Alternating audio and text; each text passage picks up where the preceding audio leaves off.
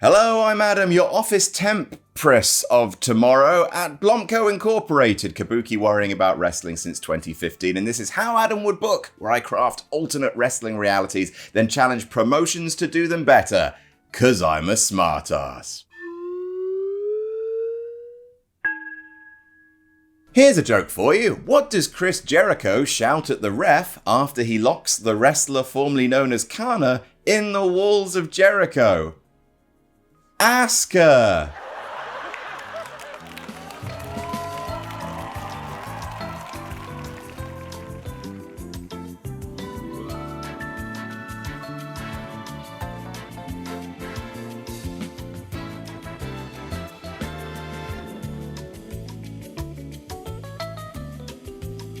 This time around, I've been commissioned by super duper patron Joe Pro to book a storyline they've simply titled Asuka Belt Collector. I really like this whole fantasy booking commissioning thing we've got going on our Patreon, patreon.com/Adam. Not only because it removes the absolute worst part of having to do monthly fantasy bookies, coming up with the base concept, because I've been doing this for 10 years and I've done them all. But also it leads me to research things that I might otherwise never have learned about. For example, I learned about the Kana Manifesto. Holy shit! So, prior to WWE, Kana, as Asuka used to be known, wrestled all over Japan's Joshi promotions as a freelancer. For the longest time, men's and women's wrestling promotions were traditionally kept separate. In Japan, you got companies for the men, companies for the women, and those promotions and the general industry was called Joshi, because that's just the Japanese word for woman or girl. In the early 2010s, before in fact CM Punk's pipe bomb, Kana made a name for herself as one of the biggest heels in the industry by publishing a sort of work shoot, but also kind of straight up angry open letter takedown of the Joshi scene, which became known as the Kana Manifesto, basically running down exactly why she thought women's wrestling in Japan was shit dancing from beauty queens and what needed to change about it. No more obviously fake moves, more variation in the Joshi style, bin off all wrestlers who were all looks and no talent, and encourage those who weren't good enough to find new positions in parallel industries, presumably the industry of fucking off before Kana kicked you in the head. Considering that she had essentially only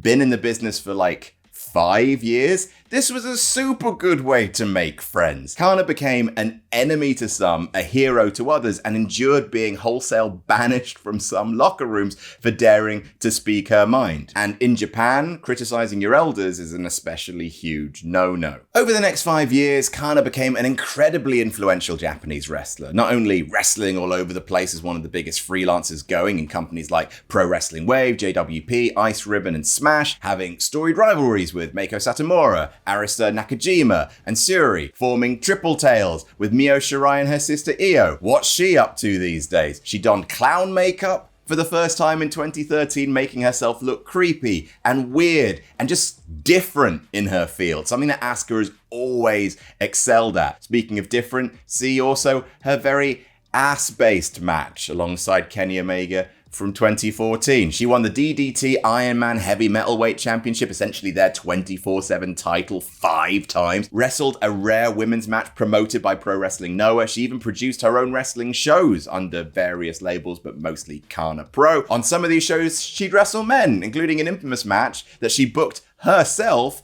in which Minoru Suzuki just beat the ever-loving piss out of her. She's produced a series of shows called Kana Pro Mania, the last one Kana Pro Mania Pulse, hosted her last match in 2015, before she then signed with NXT, and suddenly everyone in the world was not ready for Asuka. Honestly, some people grumble that Asuka is being misused these days, very occasionally popping up to do something notable like come in third in the Royal Rumble, win the Raw Women's title for like 2 months, or get to the finals of Queen of the Ring before disappearing back into tag and stable wrestling. But honestly, I don't know, that's fine. I don't really like small numbers of wrestlers being on top forever. Between 2015 and 2018, Asuka was probably the best pushed women's wrestler in the world. And once you have a good few years at the head of your industry, working down to the mid-card to elevate the next crop of talent to the main event scene, it's kind of how wrestling should work. She had a 914-day winning streak. She beat Bayley, for the NXT Women's title during NXT's golden age while Bayley was the hottest women's wrestler on the planet. She won the first ever Women's Royal Rumble. She won Money in the Bank in the weirdest fucking Money in the Bank match ever. She had it made for ages. And sure, Damage Control and the Kabuki Warriors don't feel like the best use of her,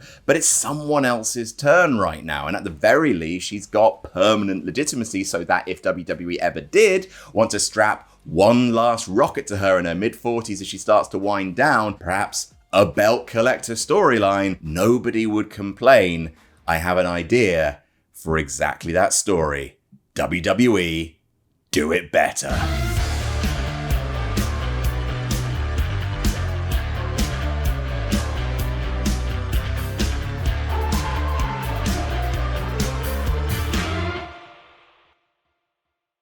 So there's been a few belt collector gimmicks over the last few years. Kenny Omega winning the AEW, AAA, and TNA titles. Mercedes Moné asked him to hold her Sam Adams, winning, and I hope I get this right, AEW's TBS title, Rev Pro's Undisputed British Women's Championship, CMLL's World Women's Championship, EWA's Women's Championship, the 2025 Owen Hart Foundation Women's Tournament Championship, Queen of Southside Championship, and 2 Polish titles, Primetime Wrestling's Women's World Championship, and the Best Your Women's Championship. That's 8, I think. I'm sure it'll be fucking out of date by the time this is edited. And who could forget, of course, Ultimo Dragon, winning 10 of the fuckers in 1996. Namely, these belts. I'm not reading them all. Sure, pause the video and read them all. You fucking asshole. To be fair, most of those Ultimo Dragon belts were on the line in just one tournament called the J Crown, where every promotion put their small wrestler belts on the line, like keys in a bowl at one of Henry Cavill's Warhammer parties. Then also, there's this picture of the Great Muta. I'm not naming them all. I'm so tired. And of course, the final, most famous belt collector of them all, Terry Lamonji, who holds the Women's Championship in both pissing and shitting herself. She heard that. She heard that from the next room. You're the best, Terry.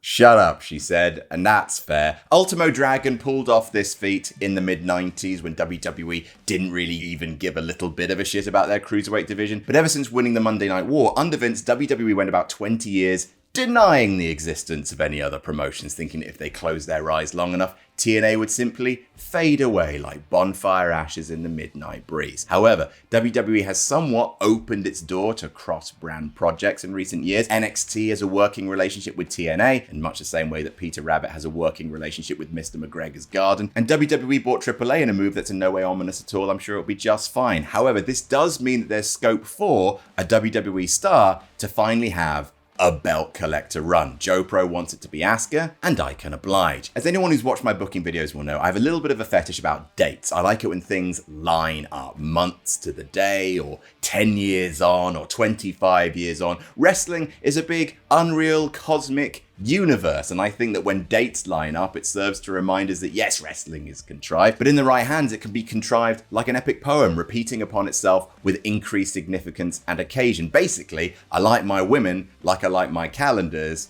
I like them to be calendars. I bring this up because 2025 marks 10 years of Asuka in WWE. She debuted on NXT at TakeOver Respect in October 2015. And so, in October 2025, on Raw, WWE hosts a celebration, 10 years of Asuka. All of her accomplishments, her winning streak, winning the Royal Rumble, her Mania match with Charlotte, bloody hell that suplex, winning Money in the Bank, beating Bianca Belair, and her current partnership with Kairi Sane. Asuka watches the footage, and that show is main evented by the Kabuki Warriors going up against Alexa and Charlotte, beginning with Charlotte and Asuka standing in the ring opposite each other. Some of you might think that I'll be starting the belt run here, but no. I'm the kind of wrestling fan that simply can't countenance sweetness. So Alexa pins Kairi, and after the match, Asuka fucking kills Kairi Sane. Stone fucking dead. Read my lips. No more dancing Asuka. Stop dancing Asuka. No more happy to be here Asuka. No more fun and games Asuka. Asuka just watched 10 years of her life pass by. Watch the Empress of Tomorrow become the mid-carder of today. Watch Kairi be beaten in the ring and suddenly realized in that moment, what am I doing?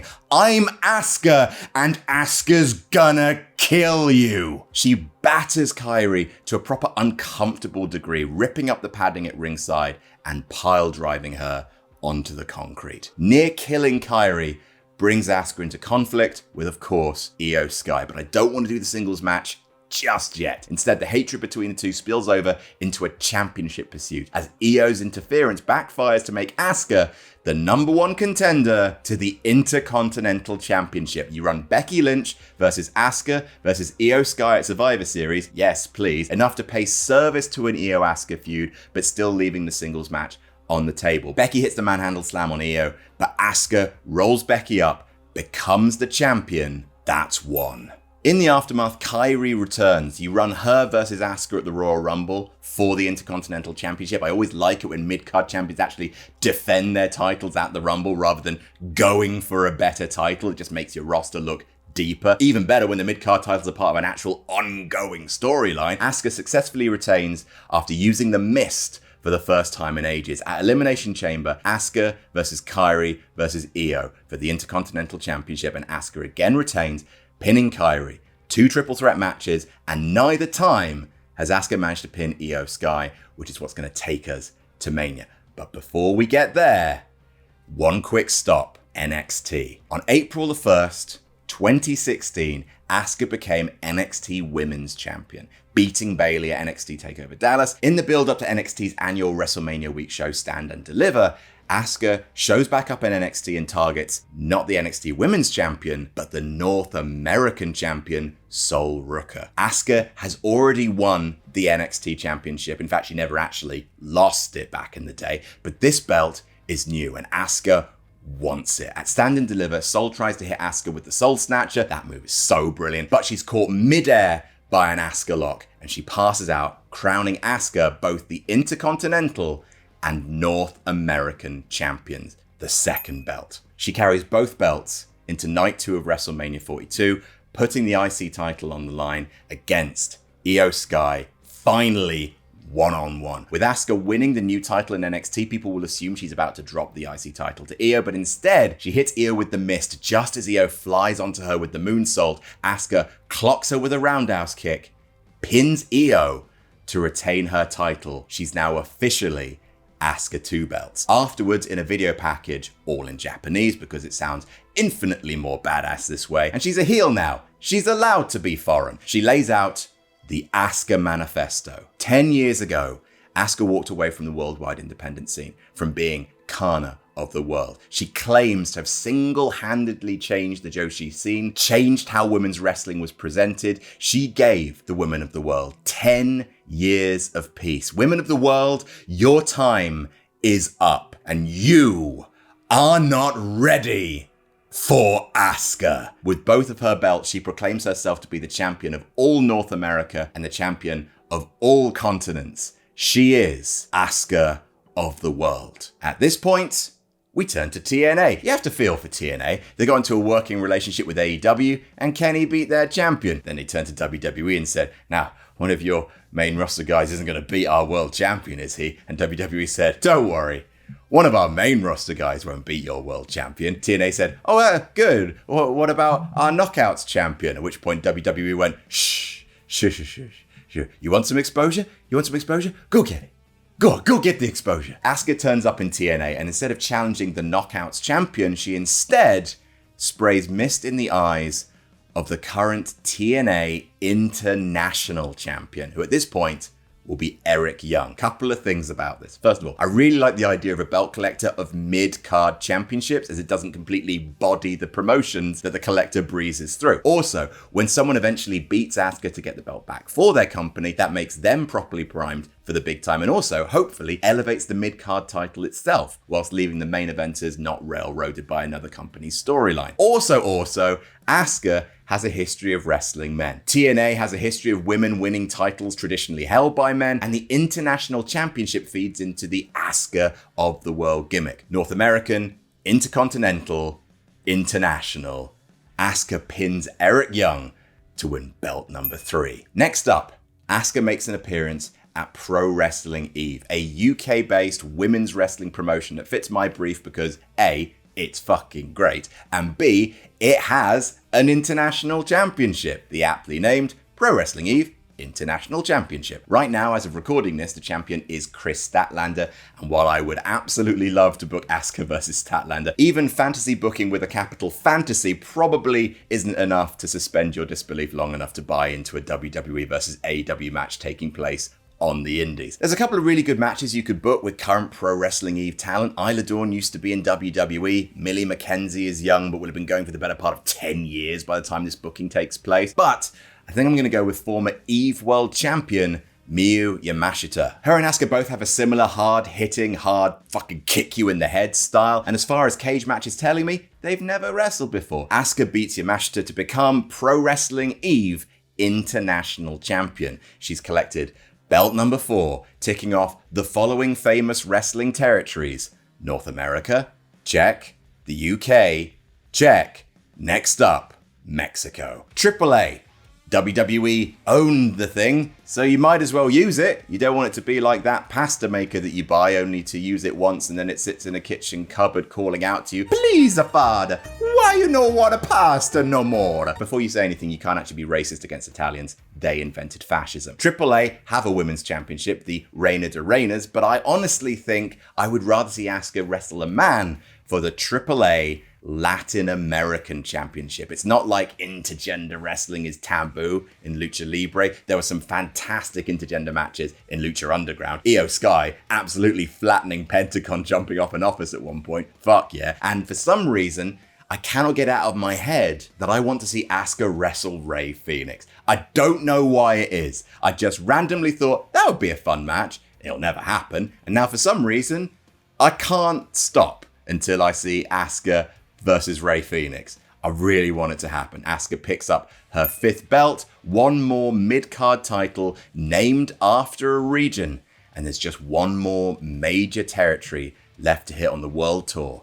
That would be Japan. In late 2026, WWE announces a supercard with Joshi wrestlers assembled from multiple different promotions throughout Japan for a show called Asuka Mania. This is where Asuka really steps up her rhetoric of "I single-handedly saved Yoshi wrestling. No one did it but me." Play off the really weird beef that Asuka had with Stardom a short while back. Do you remember when she ranted on Twitter that Stardom was a wrestling promotion created specifically to destroy her? There's also apparently a lot of heat between Stardom and a rival promotion called Marigold. Marigold was founded by someone acrimoniously fired from Stardom. I don't pretend to be an expert on Yoshi wrestling, but I know a Canadian man who was happy to fact check this Asuka Mania card to make sure that none of my picks were batshit insane. Thanks, whoever you are. That card consists of Io Sky versus Maika. Maika joined Stardom after Io had left Japan, so it's a generational matchup between two women who've worked to become the ace of the influential promotion. Sari versus Kairi Sane. Sari was briefly a part of WWE, appearing on NXT, but it didn't work out. Now she's back in Japan. Kairi Sane, she kind of knows what that's like. Miyu Watanabe and Miyu Yamashita versus Charlotte and Alexa. If Charlotte and Alexa are still together in 2026, Mega feels like they won't be, but still, this would be a fun mix of slightly odd coupled tag teams who are feuded amongst themselves. Rhea Ripley versus Utami Hayashishita. I just see similarities between the two, and apparently Hayashishita has one of the best women's matches on record ever, not just like in Japan, but of all women's wrestling. And that's against someone who is in the next match, Suri, who is versus, at this point in time, WWE Women's Champion, Julia, a running back of the Red Belt feud from Stardom that produced some famously great matches in order to even more establish Julia as an all-time great. And finally, the main event of Asuka Mania, Asuka versus Mayu Iwatani, who at one point was heralded by Dave Meltzer alongside Io Sky and Kairi Sane as one of the greatest wrestlers in the world. And she's featured highly on the PWI Top Women in the Industry for the past few years. She actually left Stardom recently. If she was to sign with WWE, they could legit do a 3-person stable of Io, Kairi, and Mayu and have them run the entire goddamn company. Freedom forever. She faces Asuka for the Marigold United National Championship, which Asuka wins, grabbing her 6th belt, 3 on each arm. She has completed her world of Asuka. She feels that she's proven she's the greatest international wrestler in the world, but she wants one final belt, the pinnacle of her belt collection, to be the WWE Women's Champion, leading to WrestleMania, Asuka versus Julia. Julia is the current US champion who's not quite had the definitional match we expect on the main roster just yet, not like Io and Rhea had at Evolution, say, but has often been regarded up there with the best of them worldwide, making a name for herself all throughout Japan, working for Stardom, at Marigold. She takes great exception to the idea that Asuka saved Japanese women's wrestling, as she didn't even wrestle for Stardom that much, for starters, and it was wrestlers like Mayu Iwatani and Julia, and a whole host of others who elevated Stardom to become one of the top tier Joshis that it is today. And as is the way with belt collector gimmicks, you need to be careful about which belt you start with, and you also need to be careful about which belt brings it all to an end. At one point, one of the belts will have to defy collection, and that belt suddenly means a whole hell of a lot more. That's why Tony Khan having Toni Storm retain over Mercedes Moné was such a good play. It instantly made the AEW Women's Championship stand out as an unattainable super prize, unlike all the other belts Mercedes has that do sort of all start to merge together. Obviously, Asuka's been belt collecting mid-card titles, so we're not damaging too many top belts, and hopefully this kind of run actually does elevate those mid-card titles because they've been around the waist of fucking Asuka. But then it should also cement Julia's WWE Women's title run, make that championship the pinnacle of women's wrestling worldwide when Julia beats Asuka at WrestleMania 43, then beginning a spiral for Asuka as she goes back around the world, dropping the belts one by one to up-and-coming local stars. That is my booking of Asuka Belt Collector. I hope you enjoy it. I had to do a bunch of research for this one. I am mega unfamiliar with Joshi, so hopefully I didn't completely screw up the facts and especially the pronunciations of people's names. Thanks so much to JoePro for commissioning this video over on my Patreon, patreon.com/Adam Blompier. I'm Adam from BlampCo Incorporated, and until next time, Shigoto ni Modoru.